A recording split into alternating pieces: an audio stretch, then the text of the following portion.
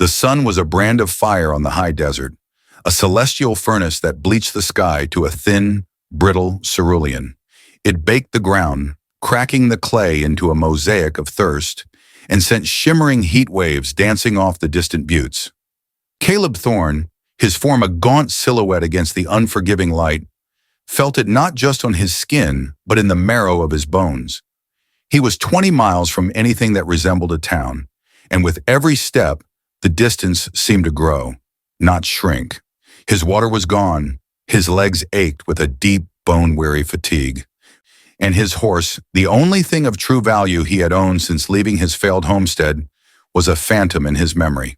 He reached for the empty holster at his side, a habitual gesture for a weapon he no longer carried, for the security he had traded for a promise he didn't even know if he had made. It was yesterday in the canyons he'd heard the low moan echoing off the rock walls. It was a sound that didn't belong to the wild. Following it, he had found her, Shea.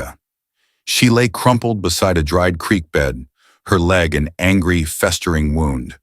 Any sensible man would have ridden past. Comanche territory meant death for trespassers, and helping one of their own could be seen as an insult. But there was something in her dark, fevered eyes, not a plea, but a quiet, ancient dignity that had stopped him cold. It reminded him, in a way that twisted his insides, of the final moments of his own sister, gone too soon to a fever he couldn't stop. So he did the thing that made no sense. He lifted her onto his horse and walked beside the animal, leading it on foot for 6 hours until they reached the edge of her territory. There he helped her down and, in a moment of reckless empathy, slapped his horse's flank, sending it trotting after her like a loyal dog. It was a silent, wordless gift, a sacrifice of his only means of escape. Now as the sun began to paint the western sky in hues of amber and blood orange, a new kind of sound reached him, the low rhythmic thunder of hoofbeats that made the ground tremble. Caleb's heart, already a tight knot of exhaustion, threatened to burst from his chest. He clambered to the top of a low ridge, shielding his eyes against the setting sun, and felt the blood drain from his face. 70 Comanche warriors sat motionless on their horses, a silent monument to a people who owned this land. Each one carried a single white feather.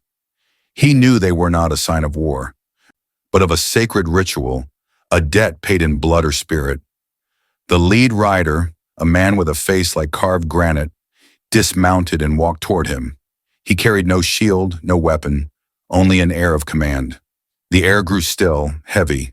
A young warrior on a paint horse broke the line and rode forward, his face marked by old scars. He wore a necklace of polished bear claws.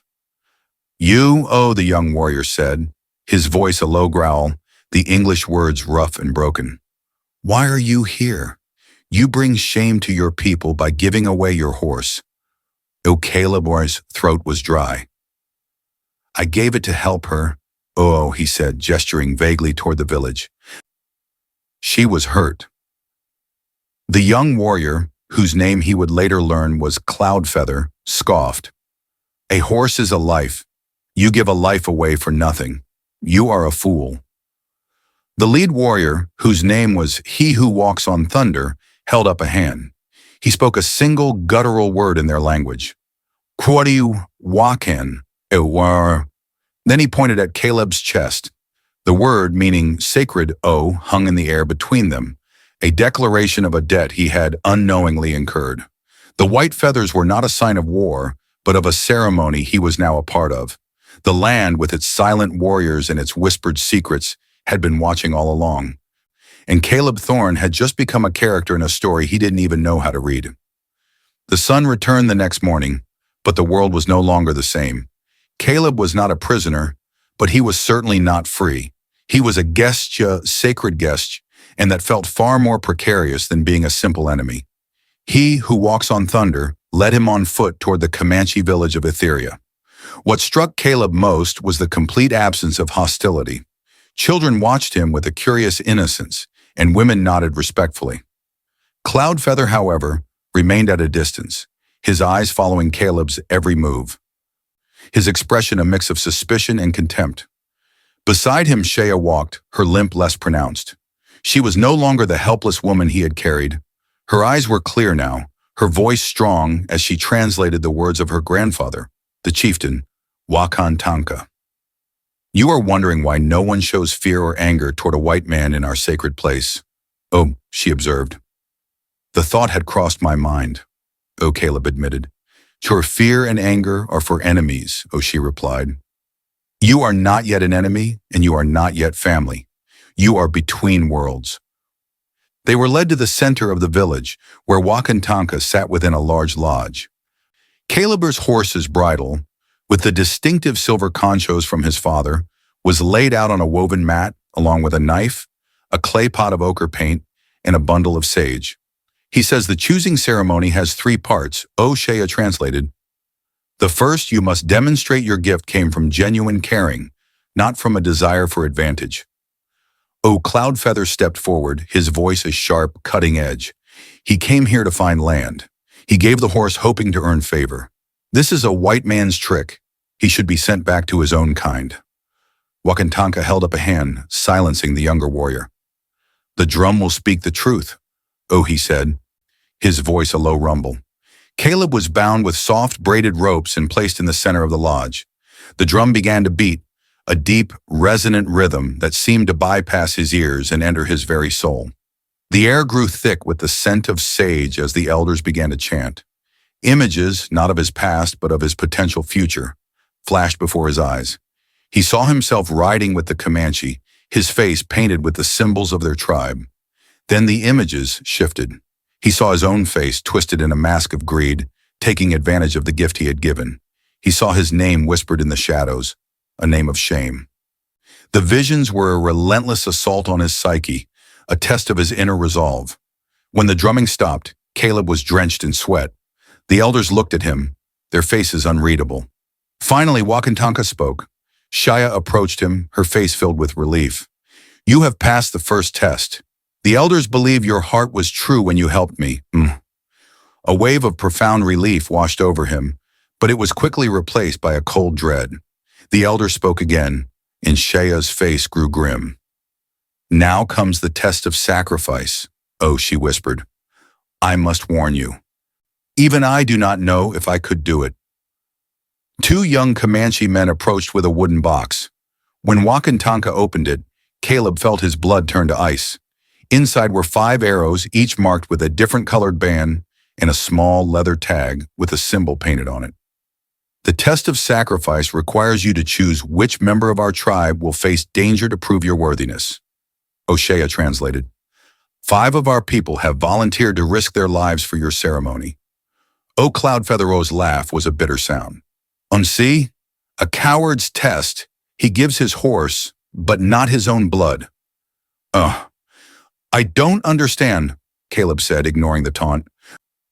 I supposed to choose someone else to risk their life for me? That's not sacrifice. That's cruelty. That is exactly the point, Oshaya replied, her voice breaking slightly. The test measures whether you will allow others to suffer for your benefit or whether you will find another way.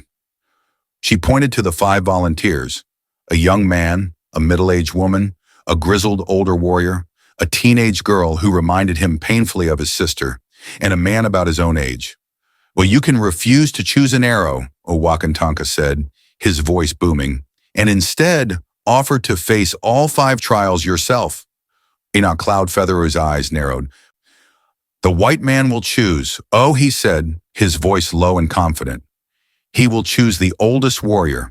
He will not choose a path to certain death. The young warrior knew his people. He had seen this ritual before, and he knew how it always ended. Caleb's mind raced. He looked at the 5 volunteers, each one a life he would condemn. He thought about his sister's final words. Real courage isn't about being unafraid, Caleb, but about doing what is right, even when fear consumes you. He had failed her then. He wouldn't fail these people now. Caleb closed his eyes, the weight of the moment a physical force. He had come here with nothing, seeking only to survive. He had been offered a way out, a chance to regain his horse and his freedom, but it came at a price he could not pay. He had to choose, not just between life and death, but between honor and a lie. He opened his eyes and looked directly at Wakantanka. He ignored Cloudfeather's smirking face. "I won't choose an arrow," Caleb said, his voice clear and steady. "If someone has to face these trials for my acceptance, it will be me. All 5 trials. Tonight." A collective gasp went through the crowd. The 5 volunteers looked at him with expressions ranging from relief to disbelief. But it was the reaction of the 70 warriors that surprised him most. Cloudfeather's smirk vanished, replaced by a look of stunned disbelief. His eyes burned with a mix of fury and confusion. "He lies!"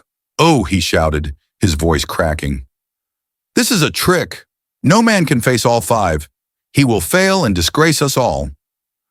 Oh, Wakantanka held up a hand. His eyes fixed on Cloudfeather carried an authority that silenced the young warrior instantly. He then turned his gaze to Caleb, and his face showed no anger or disbelief, only a profound, dawning respect. As one, the 70 warriors on the perimeter began to move. They removed the white feathers from their horses' bridles and raised them high above their heads, creating a shimmering forest of pale plumes against the night sky. The gesture was not one of war, but of deep, unassailable respect. It was a salute to a man who had chosen to die with honor rather than live in a lie. Wakantanka rose slowly, his weathered face showing a profound emotion.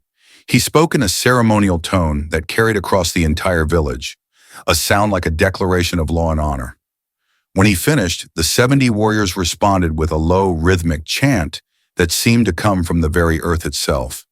It was a deep, harmonic sound that was part mourning, part celebration.